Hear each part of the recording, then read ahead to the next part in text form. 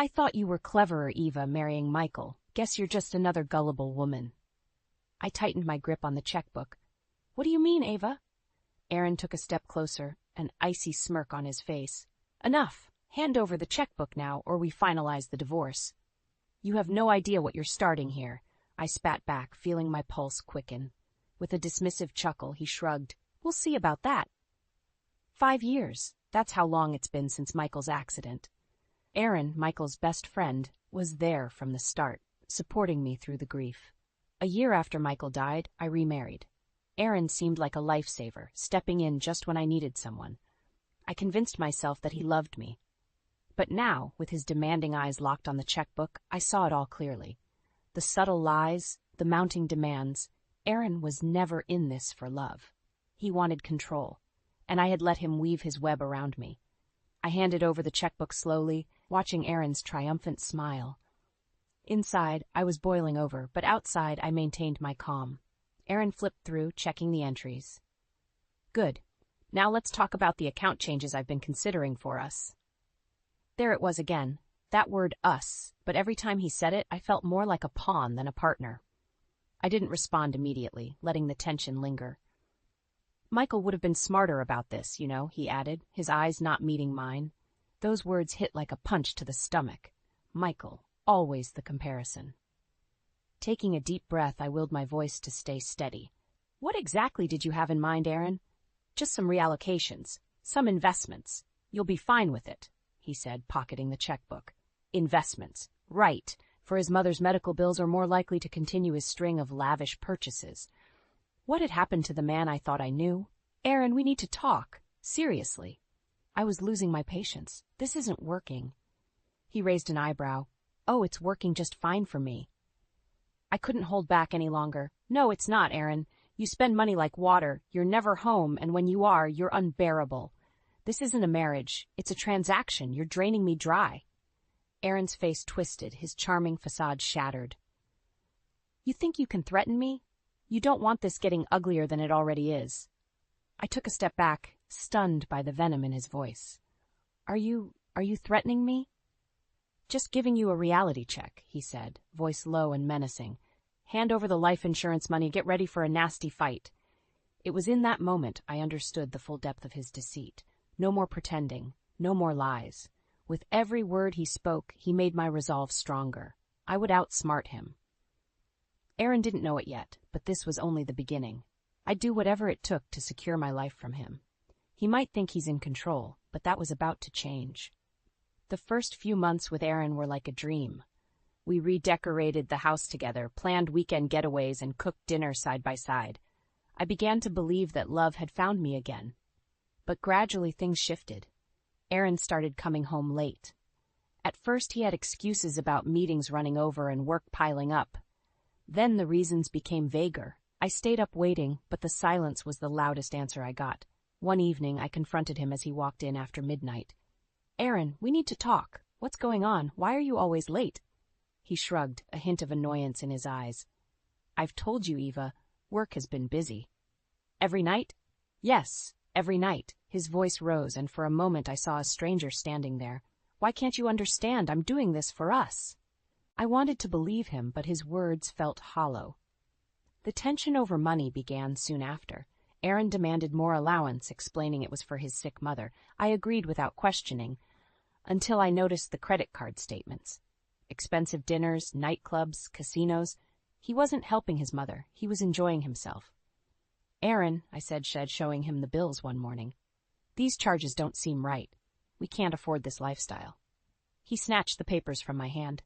I know what I'm doing, Eva. Mind your own business. But this is our money, I protested.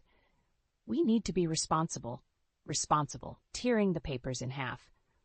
You think you can lecture me about responsibility? You were the one sobbing over Michael's death. I'm the one keeping this house together. I bit my lip, anger welling up. Since when is wasting money responsible? Aaron's face darkened. You don't get it, do you? I'm done explaining myself. His attitude grew colder, his absences longer. The man I thought cared about me was fading, replaced by someone I barely knew. One night I returned home to find the living room lights dimmed. Aaron was at my laptop, fingers flying over the keyboard.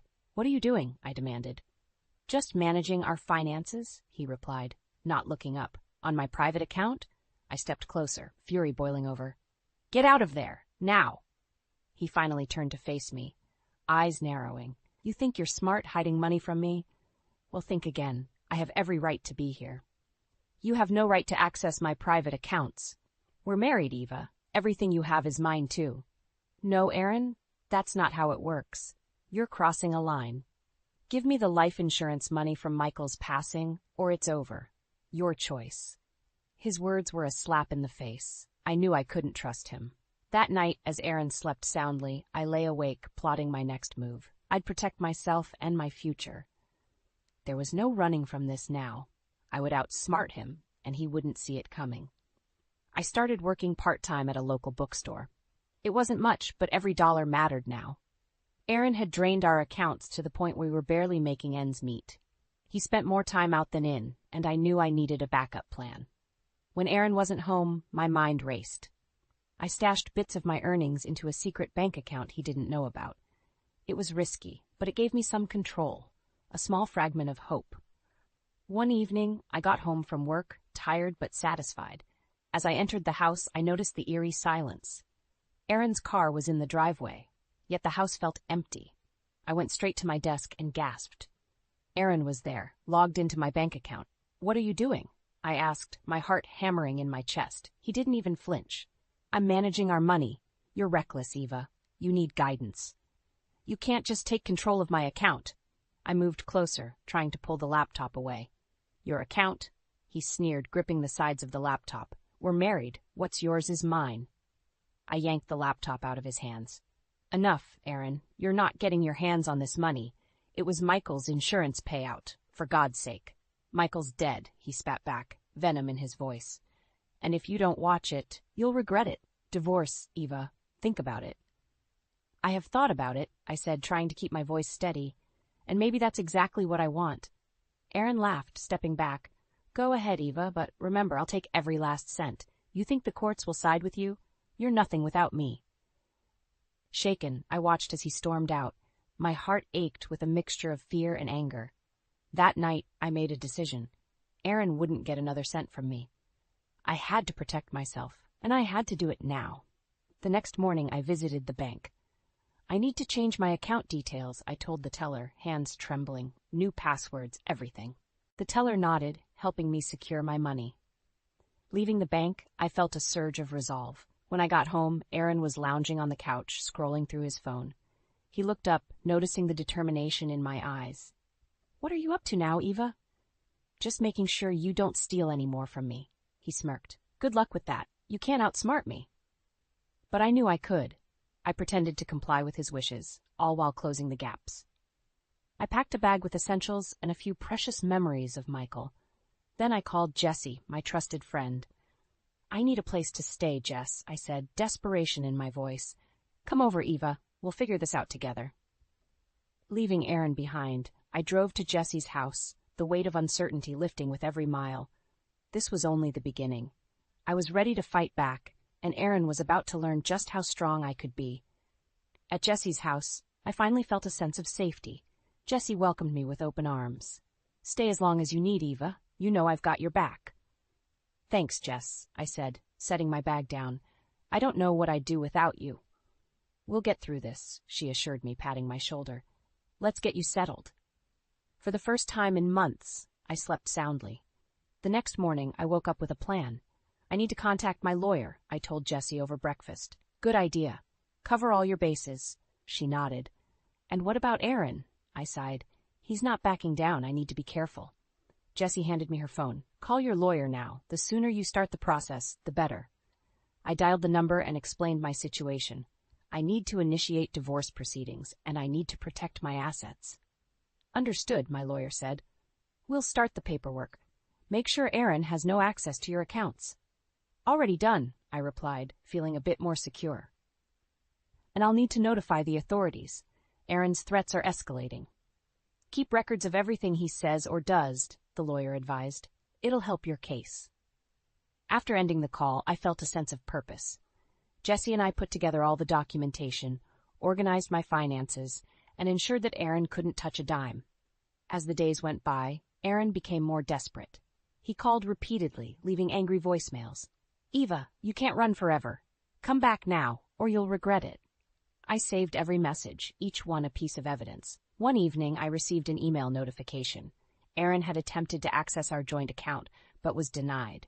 His frustration was palpable even through the screen. "What's the next step?" Jessie asked, seeing the look on my face. "Divorce papers," I said firmly. "He needs to know I'm serious." Sending those papers felt like lifting a weight off my shoulders. I knew Aaron would be furious, but it was a necessary step. A few days later, Jessie and I were sitting together when my phone buzzed. It was Aaron. I answered, putting it on speaker. "You think you're smart, don't you? Sending those papers?" He was livid. "I'm protecting myself, Aaron," I replied calmly. "This is over." "No, it's not," he snapped. "You'll pay for this, I swear." "We'll see," I said and hung up. Jessie looked at me, concerned. "He'll get desperate now, Eva. Be prepared." "I am," I assured her. "I have to be." A sense of calm settled over me. I was taking control, no longer a victim to Aaron's games. Each step I took solidified my resolve. With Jessie's support, I began the process of revoking Aaron's access to everything connected to me. I changed locks, updated passwords, and informed everyone involved about the situation. Aaron's courage crumbled slowly but surely. He found himself cut off, no longer able to manipulate or control me. I watched from a distance as his fake facade started to fall apart, revealing the true coward behind the mask. I knew the ultimate face-off was coming, but until then, I kept my defenses strong, prepared for whatever Aaron had left in his arsenal. This was only the beginning, and I was ready for the fight. Aaron's arrogance boiled over when he realized I had sealed off all his access to the finances. One evening, as Jessie and I were catching up on the latest details, my phone rang. It was an unknown number. "Hello?" I answered tentatively. "You think you've won, Eva?" Aaron's voice was seething with anger. "You've just made the biggest mistake of your life." "That's your opinion," I replied, trying to keep my voice steady. "What do you want, Aaron?" "I want what's mine, and you will give it to me," he hissed. "You're not getting anything, Aaron. It's over." I hung up, feeling a mixture of fear and strength. Jessie looked at me, concern in her eyes. "He's not going to give up easily, Eva. Be careful." "I know," I sighed, "but I'm ready." The next day, I decided to take more decisive action. I went to the local police station to explain my situation. Officer James listened carefully, taking notes. "Based on what you've told me, we can file a restraining order against him," he said, handing me the paperwork. "It won't stop his calls, but it might make him think twice before showing up." "Thank you," I said, filling out the forms. "This means a lot." Returning to Jessie's place, I felt a little more secure. That evening, Jessie and I were having dinner when there was a loud knock at the door. Jessie peeked through the window and turned pale. "It's Aaron and his mother, Lydia." "Open up, Eva," Aaron shouted from outside. "We need to talk." I stood my ground. "Go away, Aaron. You have no right to be here." Lydia's voice cut through the air. "You'll regret this, Eva. We've done nothing wrong." "You've done plenty wrong," I snapped back. "Leave or I'll call the police." Aaron pounded on the door harder. "You can't hide forever." With shaky hands, I dialed 911. "There's a man at my door threatening me. I have a restraining order against him." "We're on our way," the dispatcher assured me. I hung up and glared at the door. "You're making this worse for yourself, Aaron." Minutes later, the police arrived. Officers led a furious Aaron and a downcast Lydia away. Aaron's final words, "This isn't over," echoed as they drove off. Jessie hugged me tightly. "You did the right thing, Eva. Stay strong." The next morning, I sent the divorce papers through certified mail, ensuring Aaron's access to everything connected to me was revoked. I needed to make sure he understood there was no way back. Later that week, Lydia's car was gone from Aaron's driveway. Word had spread quickly about their confrontation with the police. Jessie and I sat in the living room, a sense of relief washing over me. "It's not going to be easy, but I think we've turned a corner," I said. "You've got this, Eva," Jessie reassured me. "You're stronger than you know." I nodded, the weight of uncertainty lifting. The storm was far from over, but for the first time in a long while I felt ready to face it head-on. Every step forward was a step away from Aaron's toxic grip. The ultimate showdown was on the horizon, and I was prepared to win. A few days after the police escorted Aaron and Lydia away, I returned to work at the bookstore, hoping for a sense of normalcy. It was a quiet afternoon when my phone buzzed. It was a message from Jesse. "Aaron and Lydia here now. Be careful." My heart pounded. Moments later, the bell above the shop's door jingled, and they stormed in. Aaron's eyes were cold, and Lydia's face was twisted with anger. "You can't run, Eva," Aaron said, striding towards the counter. "You think you can just cut me off and hide?" I stood my ground. "This is not your place, Aaron. Leave, or I'll call the police again." Lydia slammed her hand on the counter. "You're making a mistake. You think you're so clever, but you'll lose everything." I clenched my fists. "Get out, now."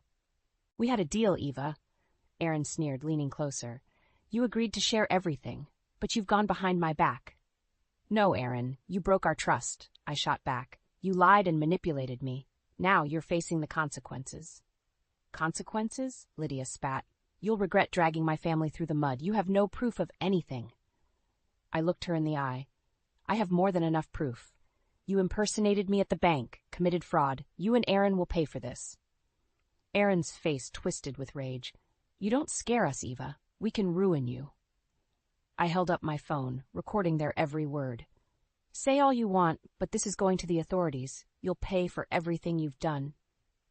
The door pushed open, and my boss, Mr. Reed, stepped in. He took one look at the scene and approached. "Is there a problem here?" "These people were just leaving," I said firmly, glaring at Aaron and Lydia. Aaron let out a bitter laugh. "You haven't heard the last of this," Lydia added. "You made the wrong enemies, Eva." Mr. Reed folded his arms, towering over them. "You heard her. Leave now, or I'm calling the police." Aaron and Lydia stormed out, muttering curses under their breath.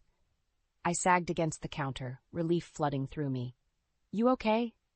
Mr. Reed asked, concern in his eyes. "Thank you," I said, taking a deep breath. "I'm fine. Just some unresolved issues." He nodded. "If they come back, don't hesitate to call for help." I watched as Aaron and Lydia sped away, their threats ringing in my ears. But I wasn't afraid anymore. Their desperation was clear. It only made me stronger. That evening, I met with my lawyer and handed over the latest evidence. They showed up at my workplace, made threats. "I recorded it all," I explained. He nodded, a grim smile on his face. "This strengthens our case. We'll bring everything to light in court." Leaving his office, I felt a renewed sense of determination. I was ready for the next step. Aaron and Lydia had tried to intimidate me, but they were the ones who would pay dearly. As I drove back to Jesse's, my phone rang. It was her. "Everything okay, Eva?" "Yeah, everything's fine. Just had a run-in with Aaron and Lydia at work, but we're moving forward." "Good," Jesse said. "Stay strong. You're almost there." "I will," I promised, feeling the weight of her support. The ultimate showdown loomed on the horizon, and I knew I wouldn't face it alone.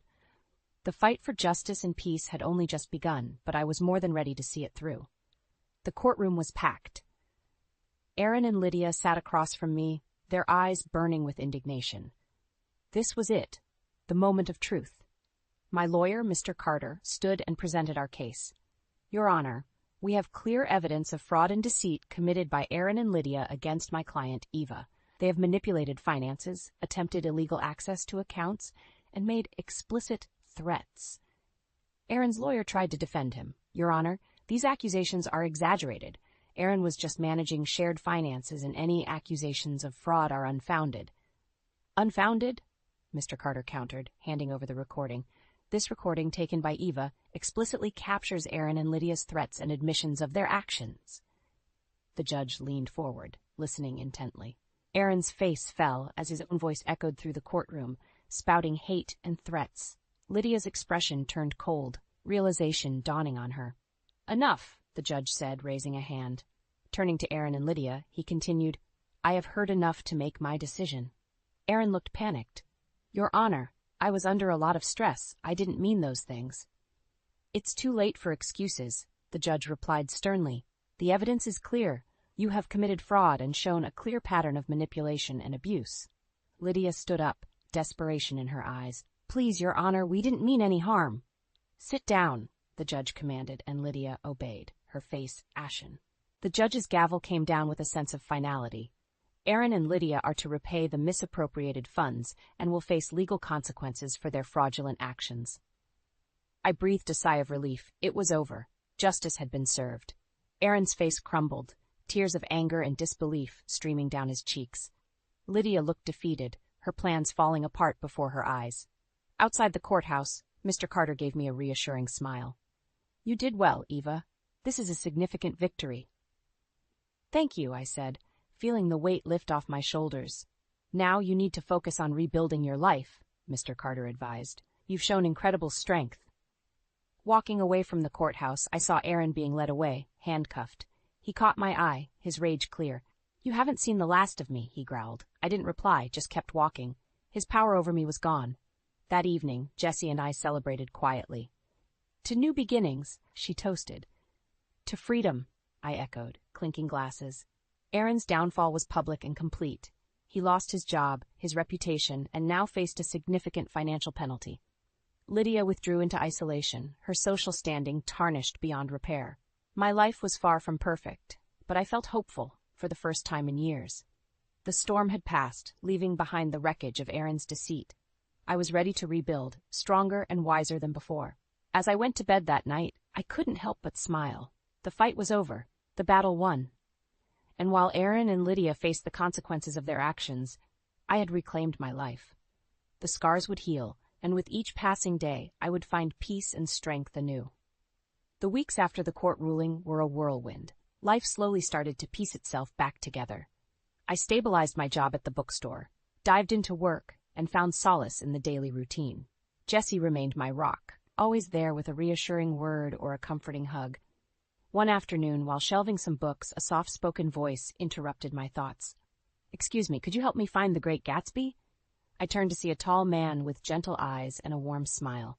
"Sure, it's just over here," I said, leading him to the classics section. "Thank you," he said, looking thoughtfully at the books. "I'm Patrick, by the way." "Eva," I replied, shaking his hand. "Do you need help with anything else?" Patrick smiled. "Just looking for something good to read. Any recommendations?"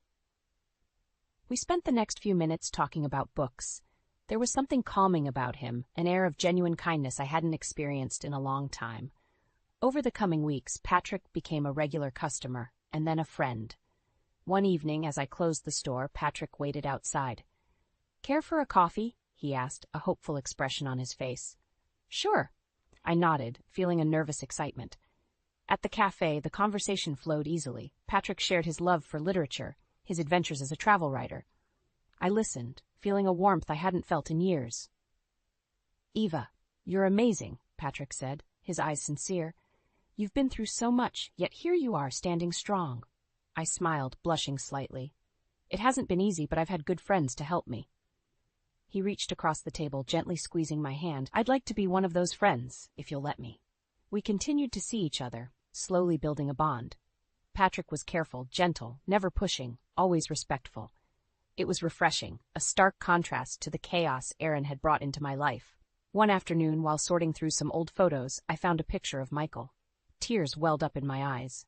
Jessie, noticing my distress, sat beside me. "It's okay to remember, Eva," she said softly. "It's part of healing." "Michael was my safe place," I whispered. "I miss him every day, and it's okay to miss him," Jessie said. "But you deserve happiness, too." It was as if a weight had lifted. The memories of Michael would always be a part of me, but they didn't have to anchor me to the past. They could live alongside new memories, new happiness. Months went by, and Patrick stayed by my side. One day, as we walked through the park, he stopped and looked at me. "Eva, I care deeply for you. Will you let me be a part of your life?" It was a big step, but I felt ready. "Yes, Patrick, I'd like that." In that moment, I realized I had regained control of my life. Aaron's shadow no longer loomed over me. He faced the consequences of his actions, a stark contrast to the bright, hopeful future I was beginning to see. Patrick and I took things slow, building a relationship based on trust and care. I was mindful, ensuring not to repeat past mistakes. Each day felt like a new chapter, filled with cautious optimism and growing confidence. Eva's journey felt complete. From the darkness brought by Aaron, I had emerged stronger, resilient. With Patrick by my side, and Jessie always there to support me, I felt a sense of peace and hope. The storm had passed, and the future looked bright. In the end, it was not just about the revenge or the drama. It was about reclaiming my life, learning to trust again, and finding a balanced new beginning. And in that, I found my true strength.